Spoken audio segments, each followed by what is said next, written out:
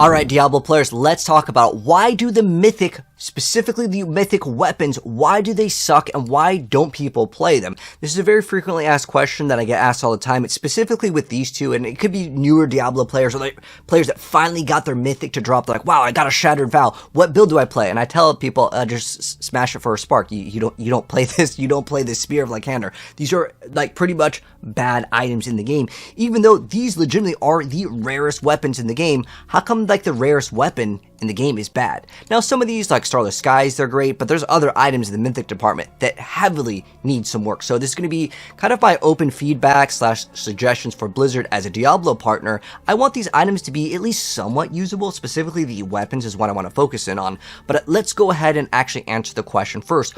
Why in top tier builds, like if you've seen my like Earthquake Barbarian, or if you check out Max Roll or D4 builds, lots of different websites, why don't people play the Mythic uniques as far as the weapons go? Well, the reason why, and I'm going to answer this first, is because on, let's say, a two-hander like Grandfather over here, which is still not that bad of an item compared to the rest like Shattered Vow and Spear of Lycander, is that specifically you're losing out on the tempers. When we got the addition of tempers into the game, we have the ability to activate certain abilities 2 times, right? If you're looking at any build, you have like the chance for Earthquakes to cast twice, right? You'll see this on every single build for the most part. Whatever skill that you're activating, you're losing out on specifically it able to be casted twice. In some builds, if you get the correct masterworking, you can get up to like, let's say 100%, which doubles your damage. So not only do you lose out on essentially double the damage because you have to have like 100% chance for your Ball Lightning or your Bone Spear or Earthquake to cast 2 times. That's literally double your damage, right? So you're losing out on that, number one. And then you're also losing out on a aspect, right? You're losing out on this skill does X, Y, and Z more damage. Usually it comes down to 20 to maybe even 40. Some builds could go even further on a one-hander. But then you take a two-handed item and then that's like 40 to 80% loss in like a multiplier in your DPS, which is a very big thing. There's also a lot of builds that really need, let's say, like crit damage because you're getting all these multipliers. But on the Grandfather, that all-stat thing is actually pretty dang good. But it's specifically those 2 reasons. You lose out on tempers, which give you a chance for double damage, and you're losing out on a two-handed aspect if we're looking at Grandfather. So I want to go ahead and use this video to also give him some suggestions. And I think that Grandfather is a really cool item because all of the stats roll on it that are just like way higher than normal. I think one thing that would add to this, if you really want people to use this, and this is another like cool, interesting suggestion that I heard Wujijo talking about, which is another Diablo partner. He was saying it'd be kind of a cool idea that like we buff all of the Mythic uniques to make them actually really, really good, but you're only allowed 1. And I thought that this was a good idea. Usually I don't really like limiting people's creativity in games, but I never found to farm the Mythic uniques fun. I don't really like getting a group together and someone's like, wait, I don't have the ability to put in 10 mats, can I put in 5? The group finder is kind of a mess because people don't go in with the same materials. It's kind of a hassle, to be honest, to get these items that are so rare to drop, to get it again and again. When you look at the speed at which Diablo is right now in Season 7, I mean, we're blasting through content here. I was actually looking at previous season gameplay here, and I actually felt like the game was like peak at Season 4, but specifically it's because like it's just a hassle to farm these items again and again. The boss isn't necessarily a challenge. You just go to it once and you slap it once and it dies, and then you're like, okay, gotta wait for everyone to pick up the item.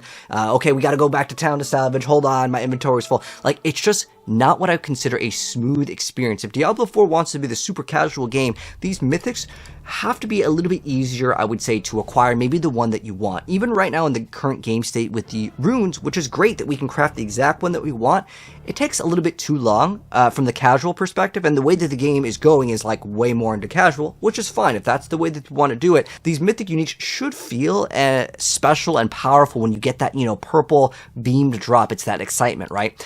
But as far as Grandfather goes, I think what we would need to make this like a viable item is something to make it so like your skills can either activate 2 times or do double damage, because then that way it kind of facilitates it. Getting the all stats is actually pretty good, but remember, you're still losing out on a multiplier. Now, you still have that critical strike damage multiplier that you would get with, let's say, a two-handed aspect is just, again, a multiplier, but it's specifically getting that chance for your skills to activate 2 times. If it just says you have a 100% chance for your skills to hit 2 times, it's either hit 2 times or deal double damage damage, something to facilitate that ability. And I guess the unique thing with Grandfather would be like the massive amount of everything that you're getting with it, right? You get a huge amount of damage, which is all additive, but it's just a massive number. If they want to increase the numbers to make Grandfather more viable, that's totally fine. But I think that as far as Grandfather goes, the special thing is that it's all higher than normal, which is, again, all the stats and numbers could be increased, but you specifically need that thing if you want people to run the Mythic unique weapon, Grandfather. Now, next up over here, Ahavarion, the Spear of Lycander. This thing is supposed to be all about shrines.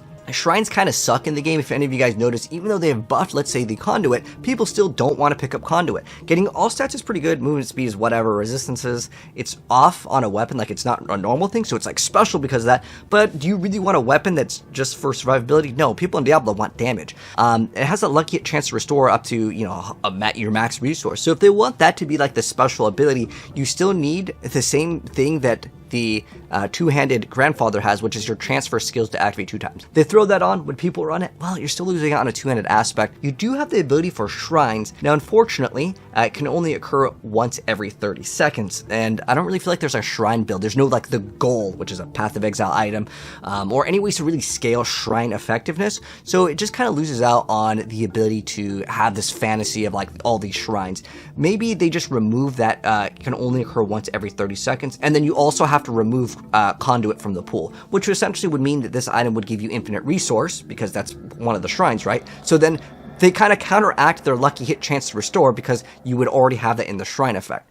So maybe remove that lucky hit chance to restore that amount, and maybe the lucky hit could be to spawn the shrine next to you, and then you could decide if you want to click on it or not, because if it's Conduit, I don't want to click on it, right? A lot of people have been complaining about Conduit. Even though it's gotten buffed, it still really needs kind of a rework. Over here with this, if they want this to be the magical shrine generating item, I don't know if they would ever do it, but like the use for it would be like maybe a goblin shrine that spawned in, and then you could use this to try to get loot. Would be interesting for a season. But at the end of the day, this thing just needs the same thing that the Grandfather needs, which is the chance for the things to cast 2 different times. So if they can get that on this as well as Grandfather, these items may see a little bit more play. But yeah, it's just really disappointing to see these items drop and then no one's using them. Shattered Vow is supposed to be this thing all about some damage over time, and I like that effect where it can execute the enemies, but as far as I'm aware of, there's not really that many people playing this. Again, it's the same thing. You don't have the chance to activate your double damage. You get a massive amount of damage over time, but that's all just additive. You also have this chance while berserking, so you can get a big amount of attack speed, then you can start stacking all that dot damage if you want to. Dot just hasn't been as hot as it was. I remember when we played with like Barbarian from previous seasons, it was actually pretty strong. But as far as Shattered Vow goes, it's just you could just crank up the number on that damage over time. Will it be too OP? That's something that they're going to have to test, and that's something I think we need more in Diablo 4. We need people to test these things out, because like if you compare like one build, like for example, I just dropped a Ball Lightning build. Really awesome thing in Season 2. Comes around Season 7, they add all these new things for Bolt Lightning. It still sucks compared to, let's say, a Cataclysm Druid, which can activate the Cataclysm and just literally walk and hit for trillions and billions of damage, while the Sork is just in a completely different ballpark. It's almost like these are 2 separate, like, games. Like, someone tests out these numbers for Diablo 3, while the other person's testing out Diablo 2 numbers, and they're like, it looks good. Roll the Ball Lightning build out. But that Ball Lightning build compared to Cataclysm or the Blood Wave, these are, like, completely different games in terms of, like, these numbers. And I think that while you could just crank something up and be like, yeah, just 500,000 X damage over time, then the thing is fixed and maybe it's too OP. We need these things to be tested specifically at, like, Pit 100 plus, so then people can actually get a build together that actually does work. Because if it's only like, oh, well, this thing works perfectly fine in open world T4, that's not acceptable to, I think, the player base that actually wants to get a mythic item, right? Why is a legendary item better than a mythic? It doesn't make sense in terms of a game design, and I think that's why having one limit would be great, because then that way we get to craft the one that we want for our build, and it may take some time, and I think that that's okay. But in the current game state, getting the runes is kind of a area where I think maybe we can make it a little bit easier. And even looking at items like Nasikim the Herald, which is like really cool because we got a brand new mythic item for the brand new class, right? Because it's a glaive. So what makes this item not good is simply due to the ability that we talked about where it doesn't have like your core skills or your whatever skills to hit 2 times. This is a very big issue already on any of the mythics. But then on top of that, if we check out the mythic power here, where you're able to get a guaranteed crit and overpower every 2 seconds, but it only lasts 10 hits. When you compare it to something like Radikipelike, which gives you that 50% chance already, and then on top of that you get this other bonus here, and you can combo this since it consumes all of your vigor to actually utilize Banished Talisman to get that guaranteed overpower. So with this in combo, if you do it correctly, you're able to get 100% crit, 100% overpower. This lasts 10 times, and this is the mythic. This is the more rare one. This is the one that should be, I would say, objectively just better than the non-mythic, because again, these are some of the rarest items in the game. And then on top of that, if we were to talk about how to fix it, it kind of just needs like your skills hit twice or deals double damage, because losing out on this is just simply too big. But then on top of that, the mythic power is like outclassed by unique, which just feels a little bit awkward. But yeah, Shattered Vow over here, it could be just a number change on damage over time. That's how they could easily fix the item over here, because otherwise you'd run that other aspect that gives you a bunch of bonus dots based on conditions. But for the most part, that's just a number one we can increase if you want this thing to be the ultimate item for dot builds. But it's also a polearm, so it makes it kind of awkward for certain classes that do dot damage, but then don't use polearms, right? So that's going to be rough. That basically mean that only certain classes can play it. Next up, Doombringer. I feel like this one's actually pretty strong if we just look at like the stats. Obviously we hit it GA and I masterworked at 12. It's 500 item power, but it doesn't really matter. These stats will stay the same. It's just this over here would change. But for the most part, this is supposed to be a defensive item. I'm actually okay with this item in its current state. I think if they want to increase the HP, it's almost unnecessary. This game is really easy already, but if they want to buff this up even higher, by all means go for it. It really doesn't matter too much. If you want to make this the ultimate item for survivability, cool. I would say go for it, but I would say this item's okay in the current game state. It doesn't really need some crazy buffs. Ring of Starless Skies is an awesome item. If they do want to go in the direction of you're only allowed 1 mythic, and we're going to buff everything, right? Like, you can just increase the maximum life, you can double it or whatever, but honestly, it's pretty much unnecessary. However, if we look at this item over here, where you're spending resources, which gives you like a resource cost reduction and more damage, I think this one's like a pretty decent item. They could buff up that amount, maybe like 75 as maximum. So basically, the whole item, Ring of Starless Skies, just gives you infinite resources. That's its special ability. That's what makes it unique. All the rest of the stats are pretty solid overall. This is a totally okay item. This item does not suck by any means. In fact, I don't think this item sucks as well. It's just like basically it's like these 3 right now that do suck when you're comparing it to like the best of the best, right? And it's kind of sad because the mythic item should be the rarest, right? Next one up, Melted Heart of Selig. The problem with this item is like damage reduction while health would be the special stat on it. Lucky hit, movement speed. Do people really need to go for this?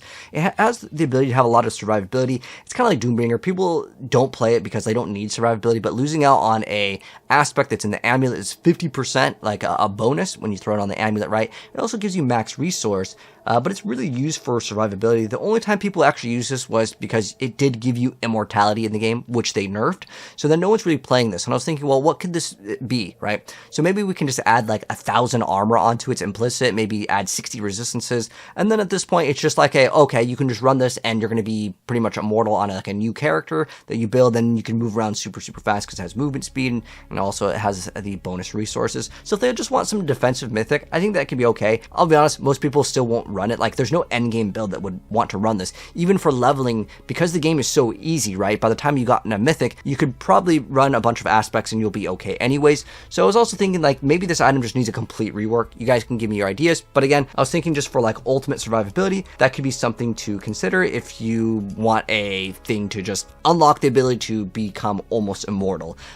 Or they can make it so that maximum resource can be increased by such a high number, right? There are certain builds like the Cataclysm Druid where you get a huge multiplier based on how much resource you have. So you can maybe play around with like the number of resources that you're giving, allowing players to just do, again, more interesting things based off of resource. Maybe it'll be OP, but I think it's kind of cool to rotate, make some of the mythics like really strong and powerful for one season, maybe a little bit overtuned, but then that way they can shine because they're mythics, right? These should be very, very special. Andarls, this isn't like a terrible item. In fact, I had some gameplay of the Andarls Barrage build. This item I think is pretty cool. I think the thing that gives a special unique thing is that lucky hit hit chance to give some damage, and they have like buffed it quite a few times. Once they started stat squishing, though, a lot of people just kind of stopped playing this item just because everything kind of fell off. You need to be playing like the meta, but instead of it being a lucky hit chance, maybe just a 20% chance or something else, because I think what this makes you do is you have to pick a skill that actually involves around like a high lucky hit chance, otherwise you simply can't play it. And this can enable the fantasy of, you know,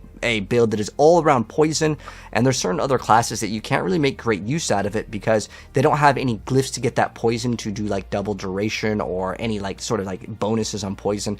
So it's kind of limiting to the classes, but it's also limiting because of the lucky hit chance. So Andaro's Visage could definitely use some crazier buff in this department. Maybe the Nova can do more damage. Maybe it's not lucky hit, it's just a straight up 20% chance or 100% chance, but lower the damage. That way it's more consistent. I think that that could be key as well in the design. Harlequin, I think, is totally fine. It's used for cooldown reduction, gives you a bunch of great stats. This item is premium in a lot of different areas. I don't think this one needs to be fixed at all, though. I think this one's totally fine. If they want to buff up the numbers, by all means go for it, but I think that it's in a pretty solid spot. Even though it's not the best helm in the game right now for a lot of builds is the Heir of Perdition, which gives you a massive amount of crit. It also gives you a 60x multiplier, and then it has this thing where this number can swap to other people if they also run the item. Very interesting concept. It also has this really weird thing where damage to angels and demons.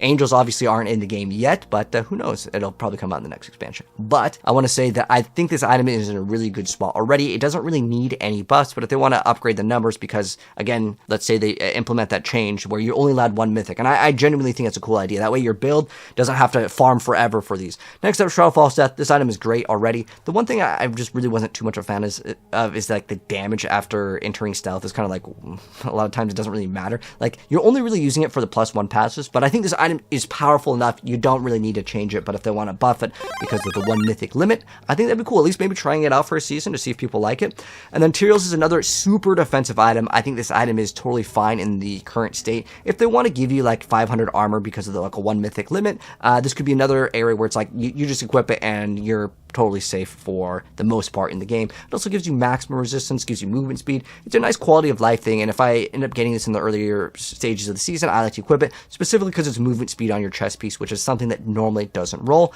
but it also has this like bonus where you get to basically one-shot everything. And I think for like, you know, a new character, equipping this could be okay. But those are my thoughts on the current state of the rest of the mythic items, but I know I wanted to highlight and kind of talk about why these ones kind of suck, and I kind of explained that, but also went over kind of what we could do to maybe see some buffs. At the end of the day, these are really simple fixes, just a chance for your skills to activate twice or deal double damage. Would fix these, and they can make them a lot better. But anyways, that's going to wrap up the video. If you guys enjoyed it, drop a like on it. If you're new here, hit subscribe, turn on the bell if you guys want to see more content in the future, and I'll catch you guys in the next video. Peace out.